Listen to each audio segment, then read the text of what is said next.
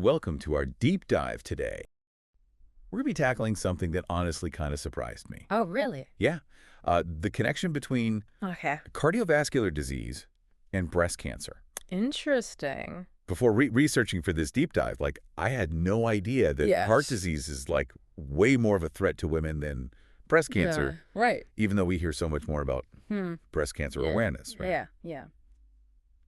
We're going to be using two sources today. So we have a super detailed scientific statement Okay. from the American Heart Association. Mm-hmm. And then we also have a more approachable article from their website as well.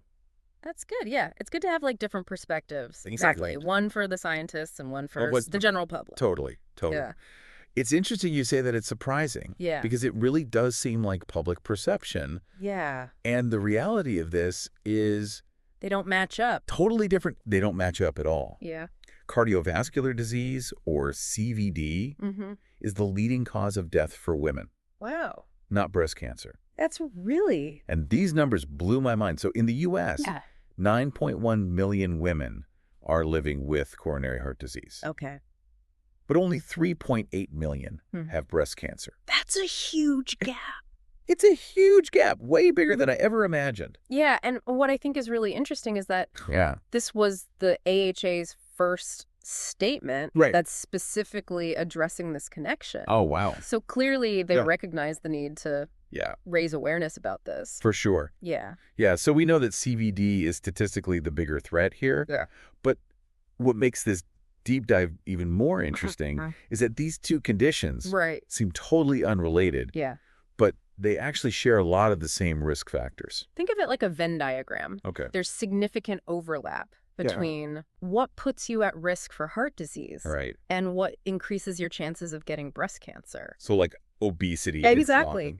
Huge culprits called out in both sources. It makes sense when you think about how much damage those things do to your body. Yeah, but you know what? Yeah. I think there is a little bit of a silver lining here. What's that? When you focus on modifying those risk factors, you're kind of getting a 2-for-1 deal. Yeah. You're lowering your risk for both.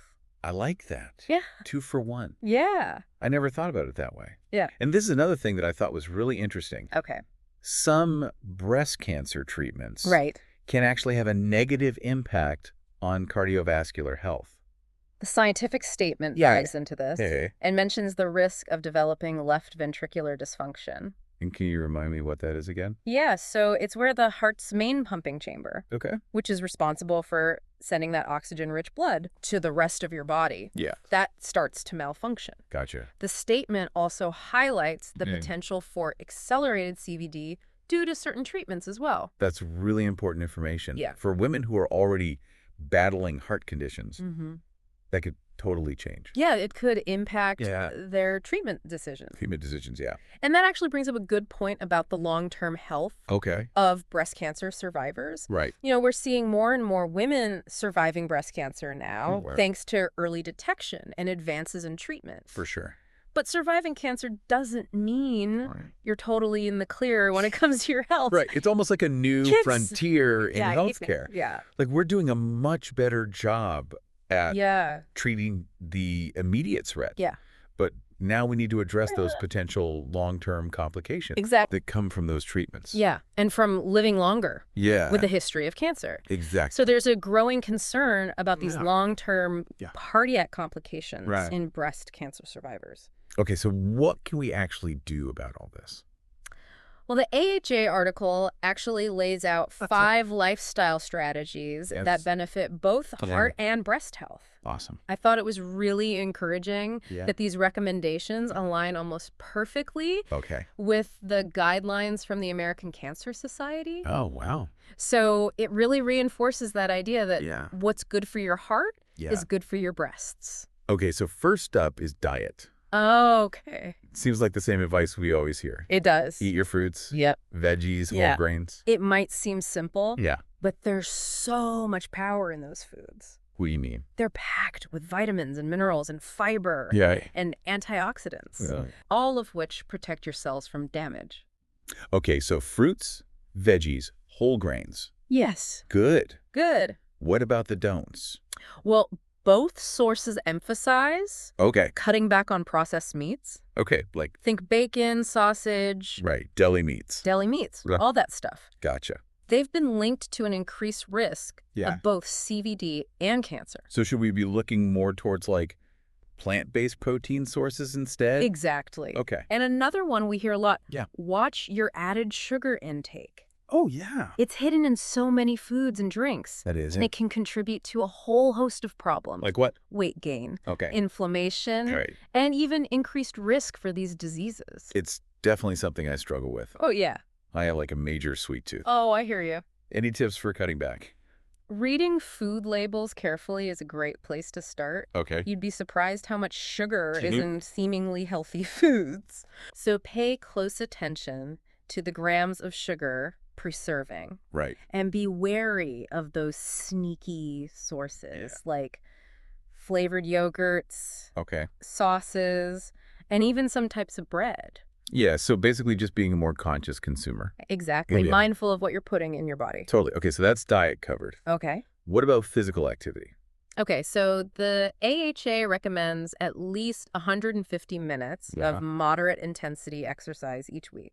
That sounds like a lot. I know. Is there wiggle room there? Yeah, is there? I was going to ask you that. Well, the article actually addresses that. Okay. You don't have to do it all at once. Oh, okay. Even breaking up your day with short bursts of activity can make a difference. Okay. And the type of exercise really matters less than just getting your body moving. Okay. So find something you enjoy. Yeah. Brisk walking, right.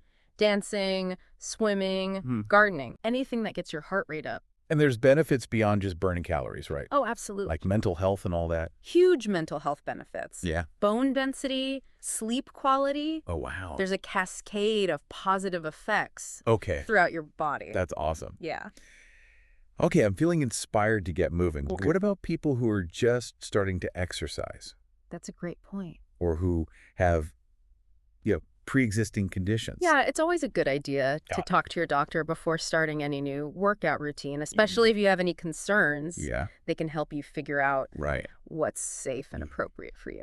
Okay. So speaking of individual needs, let's talk about hormone replacement therapy, or HRT. It's often used to manage menopausal symptoms, but it's not without its risks. It's a complex topic, and the decision to use HRT is very personal. Both sources acknowledge the link between postmenopausal HRT and an increased risk for both CVD and breast cancer.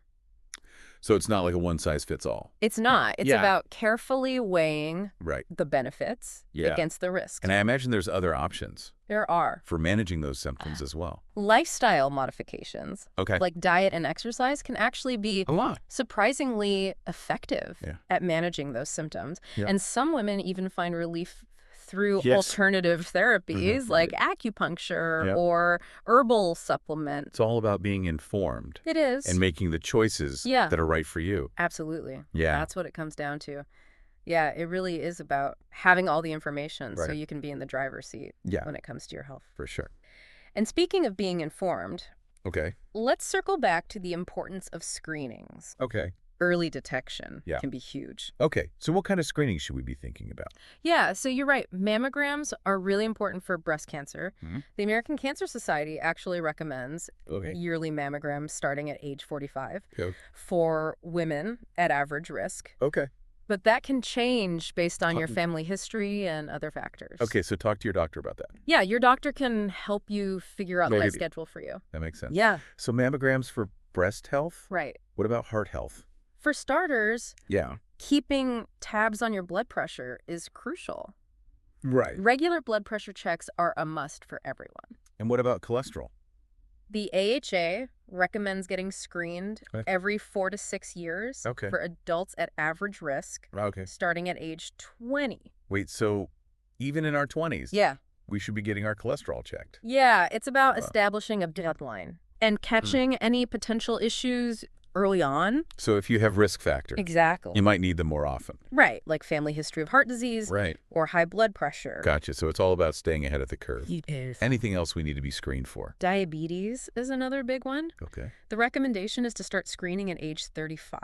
Okay. Or even sooner if you have yeah. risk factors like obesity. Right. or a family history of diabetes. This is a lot to keep track of. I know, right? All these screenings and recommendations. Don't worry. That's what your healthcare provider is for. Right. They're your best resource. Yeah. They can help you create a schedule that's tailored to your needs. Yeah. It's a team effort. It is. So we've covered so much. We have. We started by, debunking that myth that breast cancer is the biggest threat to women's health. And then we uncovered that surprising connection between breast cancer treatment and heart health. And we explored some steps that women can take to lower their risk for both conditions. Okay, so let's unpack those lifestyle recommendations a bit more. Right. Starting with diet. Okay. What are some things people can do? Both sources emphasize the importance of upping your intake of fruits, vegetables, and whole grains. Yeah. These foods are nutritional powerhouses, packed with all the good stuff. It's the advice we hear all the time. It is. But it's backed by science. It is. What about the things we should avoid? Both sources are pretty clear about limiting processed meats. Studies have linked processed meat consumption to an increased risk of cardiovascular disease and cancer. So swapping out the bacon for plant-based protein. Plant-based protein. Gotcha. And remember added sugar? Oh, yeah. That's another sneaky one. Right. I know I'm guilty of that. It's so easy to consume more than we realize. Any tips for reducing added sugar? One of the best things you can do is become a label reader. Okay. Get in the habit of checking the grams of sugar per serving. And be mindful of those sneaky sources. Okay, like what? Like flavored yogurts, sauces, and even some types of bread. Yeah, so just being a more conscious consumer. Exactly. Really think about what you're putting in your body. Right. Okay, now let's talk about physical activity. Okay. We mentioned the AHA recommendation of 150 minutes per week. It can feel daunting. It does. I was going to say, even I find that number intimidating. Yeah. Is there any benefit to doing like shorter bursts? The good news is yes. Okay. The AHA says you don't have to do it all at once. Oh, okay. Even short bursts can add up and have health benefits. So like 10 minutes here. Exactly. 15 minutes there. Yeah. And the type of exercise really matters less than just getting your body moving. Okay. Find something you enjoy. Yeah. Walking, dancing, swimming, gardening. Right. Whatever you like. And it's about finding something you can stick with. It is. Long term. That's the key. What about the mental health benefits? Huge mental health benefits. Yeah. It can be a stress reliever. Okay. A mood booster. Awesome. Yeah. What about alcohol? Okay. We talked about it earlier. We did. I'm curious to hear more. Both sources emphasize moderation. Okay. For women, that means no more than 1 drink per day. I used to think like a glass of wine every night was harmless. But I'm reading more now about the risks. It's a hot topic. Yeah. It's important to be aware. Yeah. Particularly for breast cancer. Right. Even moderate alcohol consumption has been linked to increased risk. So, weighing the risks and benefits. Now let's revisit hormone replacement therapy. Okay. We talked about it earlier. We did. But it's a complex topic. It is. If you're considering HRT, talk to your doctor. Absolutely. It's not one size fits all. It's not. It's about personalized medicine. It is. Finding the approach that's right for you. It's about your needs. And remember, there are alternatives. There are. For managing those symptoms. Lifestyle modifications can be really effective. We have more control than we realize. You do. Small changes can make a big difference. They can. Now, what about the mental and emotional aspects of these conditions? Right. Because, like a cancer diagnosis. Of course. That's scary. It's incredibly stressful. Or a heart health scare. Yeah, both sources acknowledge that it's important to address that. The psychological and emotional well-being. It's not just treating physical symptoms. The whole person. Yeah. There's resources out there. Like what? Support groups, therapy, okay, mindfulness practices. You don't have to go through this alone. You don't. And it's okay to ask for help. Right. If you're struggling, reach out to a professional. Yeah. Or a trusted friend or family member. This has been such an insightful conversation. It has. We've covered so much. From the science behind it to tips for prevention and management. And we've highlighted being proactive. Yeah. Taking charge of your health. I feel empowered. Good. To make changes in my life. That's great. What about you? Absolutely. Yeah. It's a good reminder. Yeah. Knowledge is power. Yeah. By being informed, making conscious choices, we can really impact our health. Yeah. This deep dive has been so eye-opening. It has. Especially learning about how breast cancer treatment can affect your heart. And it all comes back to that empowerment. Yeah. Through knowledge. Right. Understanding those connections allows you to advocate for yourself. Totally. And I think the biggest takeaway for me is how much the prevention overlaps. Right. It's not about making two separate to-do lists. It's not. Right. One for heart health and one for breast health. Right. It's about a holistic lifestyle. That benefits both. Exactly. It's like killing two birds with one stone. It is. Right. If you're making good choices for your heart, you're probably also... Yeah. You're probably also reducing your risk. Reducing your risk for breast cancer. For breast cancer, exactly. And it doesn't have to be about like these crazy changes or depriving yourself. Or depriving yourself. Small, sustainable changes can make a big difference. Over time. Over time, exactly. Instead of focusing on restriction. Yeah. Think about adding more of the good stuff. Okay. Crowd out those processed foods. Yeah. With fruits and vegetables. Right. Swap out sugary drinks for water. Okay. Find fun ways to move your body. Yeah. I love that reframing. Yeah. It's not about punishing yourself. It's not. It's about nourishing your body. Nourishing your body, yeah. Finding joy in movement. Life gets in the way, though, sometimes. It does. It's easy to slip up. It is. What advice do you have? Set realistic goals. Okay. Find what works for you. Okay. Don't try to change everything at once. Right. Start small. Okay. 1 or 2 goals. Okay. And build from there. What if you do slip up? It happens. It happens. We're all human. Yeah. Yeah. Don't beat yourself up about it. Right. It's not about perfection. Right. It's about progress. It's about progress, yeah. Acknowledge it. Yeah. Learn from it. Okay. Get back on track. This has been awesome. It has. I feel like we've learned so much. Me too. We uncovered those surprising connections. We did. We debunked myths. And we've empowered ourselves with knowledge. With knowledge. And I think we learned that CDD, it's a huge threat to women's health. Often overshadowing breast cancer in terms of mortality. But these two seemingly separate conditions are actually super linked. They are. They share risk factors and can even influence each other's treatment and all that. Exactly. Which means if we're preventing one, we're probably preventing the other. You're probably protecting yourself from the other. And we talked about lifestyle changes. We did. Like diet, exercise, managing stress. Mindful drinking. Yeah. And all that good stuff. And the importance of screenings. Absolutely. And having those conversations with your doctor. Your healthcare providers, Our health is so important. It is. And we have more control than we think. We do. It's about being informed. Right. Making those conscious choices. Yeah. And seeking support when we need it.